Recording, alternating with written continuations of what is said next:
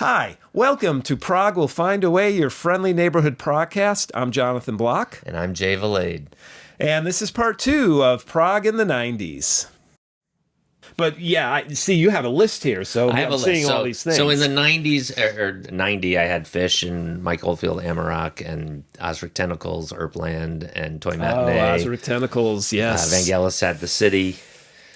I even put the Cocteau Twins in with Prog because I think their kind of haziness and guitars and otherworldly vocals kind of puts it in a prog mood to me as opposed to a pop mood. But it's funny you say about Osrics because I love them. I think of them jammy. More. They're jammy. So I know, but I still put them in that zone because it was not anything that was off the radio. That was not on the radio. I love them. I love them.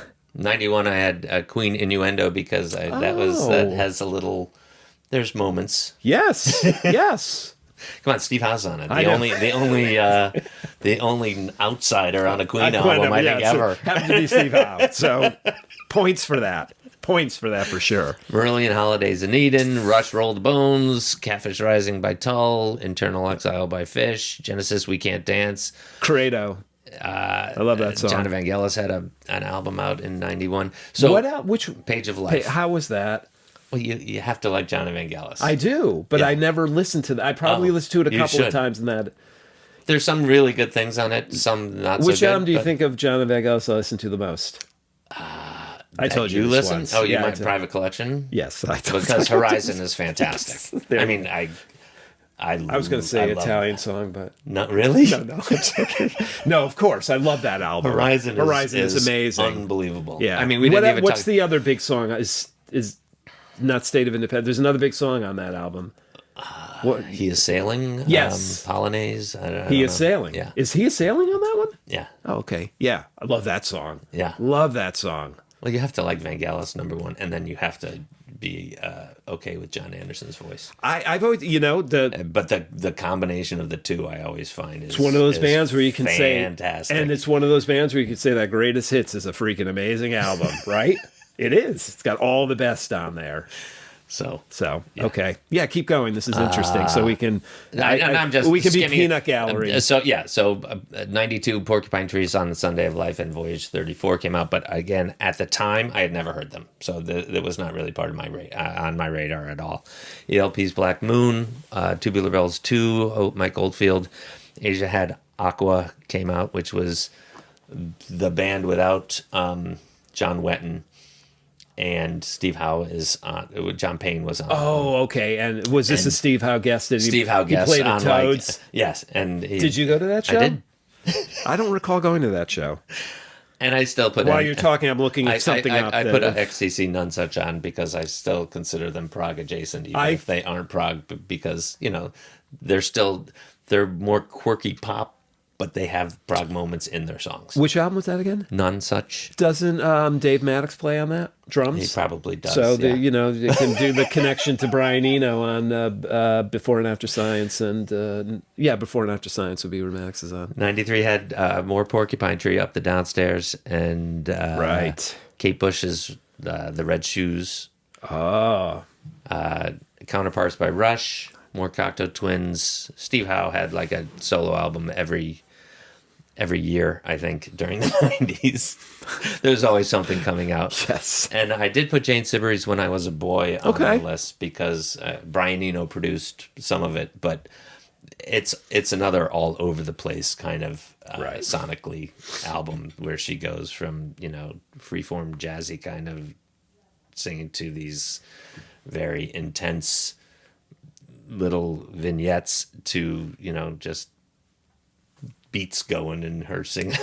Oh my God. Every song was a new adventure for When I Was a Boy by Jane Sibbery, and she was another one that during the 90s we went to see a bunch of times. She's all over the place too, in a good way. Totally progressive. 94 we had Brave by Marillion, Talk by Yes, Pink Floyd's Division Bell. Wow. ELP's In the Hot Seat. Songs of Distant Earth by Mike Oldfield, Porcupine Tree, Staircase to Infinities, I think is the name. And John Anderson had a couple albums out, Deseo and Change We Must. where he was all over the map. I mean, he's doing a Latin album one day, and he's doing a classical album the next day, and change he must. Change he must. Let's see what sticks. Sometimes none of it. But I enjoyed them for what they were. Of course. Each one was different. Yes. 95's another Porcupine Tree album. King Crimson Thrack, Marillion Afraid of Sunlight. And before Thrack, it would have been the Ba-boom? Ba-boom. No. The EP was, what did they call that? I don't even remember what they called that. I would Vroom? find Was it called Vroom? Was it, or Vroom Vroom? Vroom Vroom. I don't know. Whatever the single they put out first, that was there too. Sorry to disrupt Roots your and flow. Branches by Jethro Tull. The Flower Kings had an album out that year. Steve Howe again. Marillion. It's Afraid of Sunlight. I think right? Yeah. Said that. Vangelis had Voices. Good album. I remember that one. Another Jane Siberry album.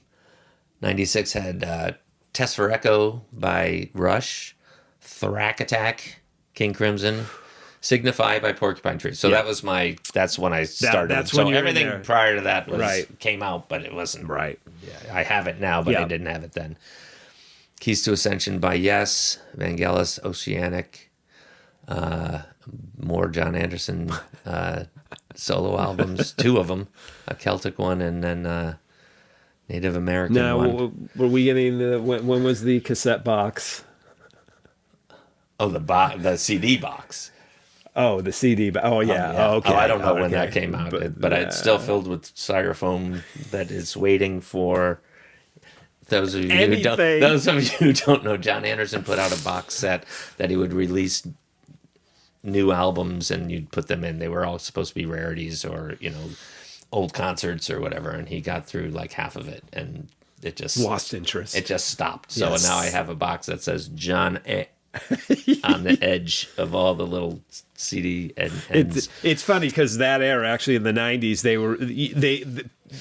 you would buy a CD that would be like the David Bowie when it first came out on Ryko. It was in that metal, in that metal thing, and you bought the first CD, and then you would buy each one to put it in. Or Frank Zappa did it for "You Can't Do That on Stage Anymore." You got the first one in the box, and it was like you had to buy them. Otherwise, but a lot of people were doing that kind of thing, and it was like, oh. Well, unfortunately, the John Anderson one was instead of a CD, you'd get like these little pieces of styrofoam. So now I have a half-filled styrofoam thing. Maybe someday. But he didn't sign the styrofoam, right? He did not. 97, we had Flower King Stardust We Are, which is a great album. Yes, so there, you get in the late 90s. Now you're starting to get, as we get to the late 90s into the 2000s, all these prog bands emerging. Right. The kind of new golden age of prog that we're still in. Marillion, This Strange Engine. Yep. Fish, Sunsets on Empire. Good album. Keys to Ascension and Open Your Eyes from Yes. And then I put this on the list. I'm sure that there are people who are like, they're not prog, but Radiohead, OK Computer, because, I mean, just listen to Paranoid Android and you're like, well, 6.5 minutes, 3 separate songs all tied together with different moods and everything. That's a prog song. And if you disagree, leave a message in the comments. Jay will happily debate you on this.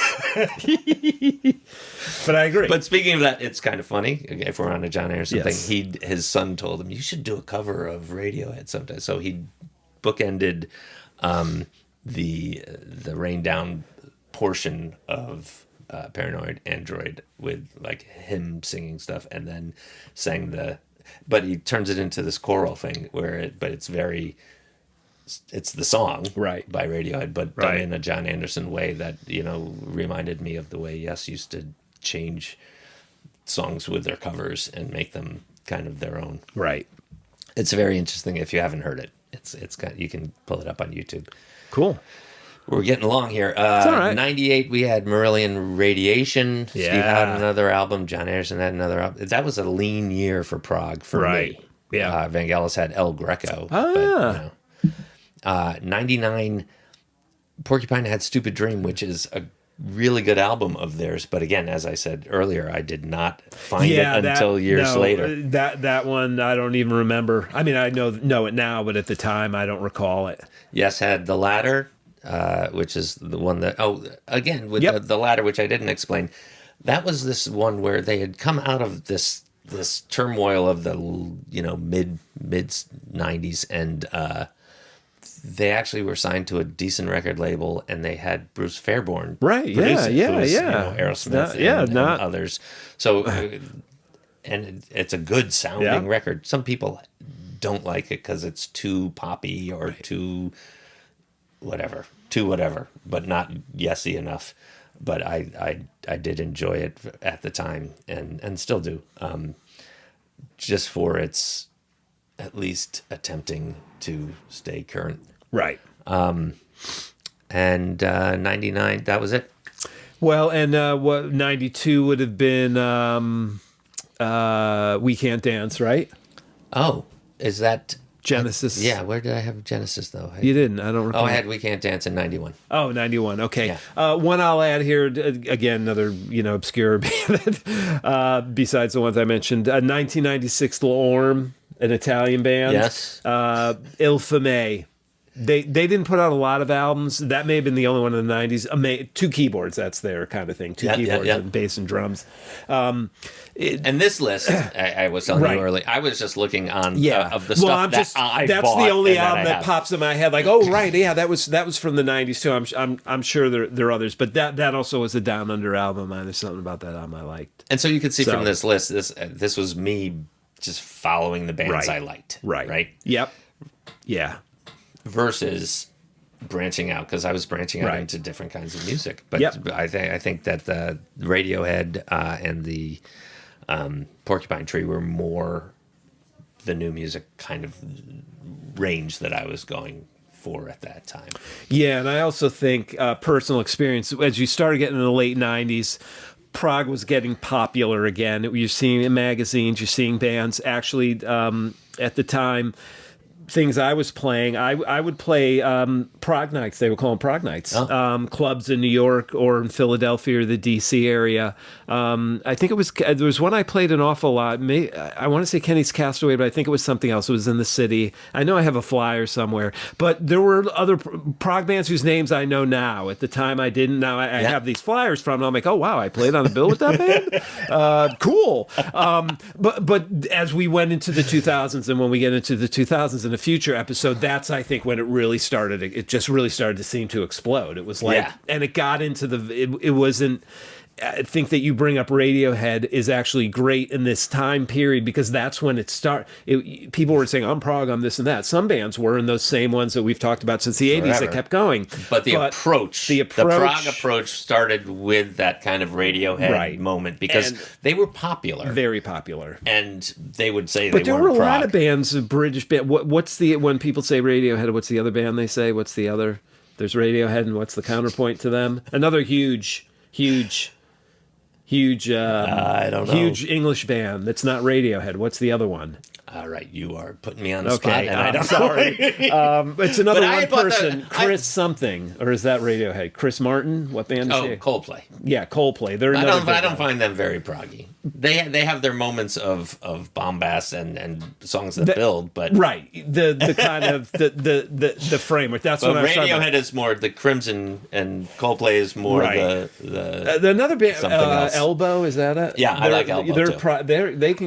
I have to look at when their stuff came out. Yeah, I'm not saying I'm not saying I have they're the Elbow proggy. stuff, I'm not saying, but it's more this like what you were saying. They're more the Gabriel-y kind of thing.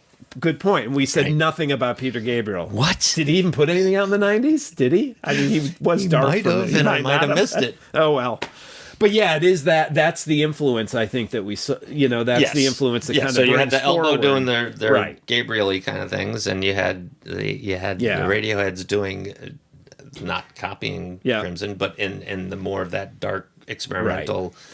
And all the classic bands were touring at this time. Crimson was touring, Yes was touring, Genesis was touring, Jethro Tull was touring, the Moody Blues. I mean, any of those bands you can think of that were still around were still touring in the 90s. So that's how they were surviving, ELP, I think. Yeah, they were. And they're all playing the theaters. They were doing the theater circuit. But I think you're right. As the 2000s came on, there was more of a public appetite to listen to albums that were not so mainstream, Right. even though they became mainstream. Right. And so it's more that influence and some of those approaches just became part of that music. Right. So, Because I had the first two Yeah. Radiohead albums before Right. OK Computer, and I enjoyed them and, Yeah. and I liked them, but Yeah. they gave me an alternative vibe as opposed to a prog vibe.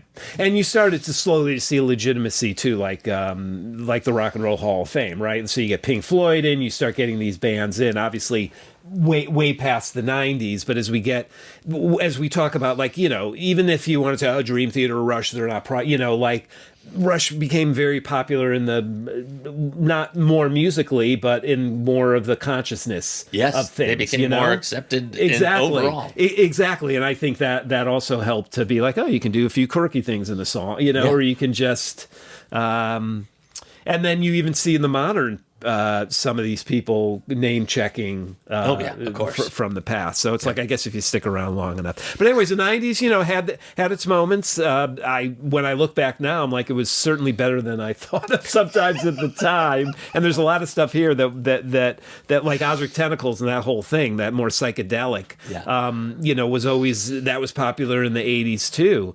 But we'll move on to the 2000s in a future episode, and we'll see where some of these bands ended up. Where this takes us. So, well, thanks for joining us for our trip through the 1990s. We'd love to hear what albums you folks still resonate with, or the songs from that era, because I'm sure there's a lot of stuff we didn't talk about. Absolutely. There's a lot of bands, so leave them in the comments, or, you know, shoot us a note, whatever you'd like to do. Until then, Prog will find a way. If you want it to. There you go.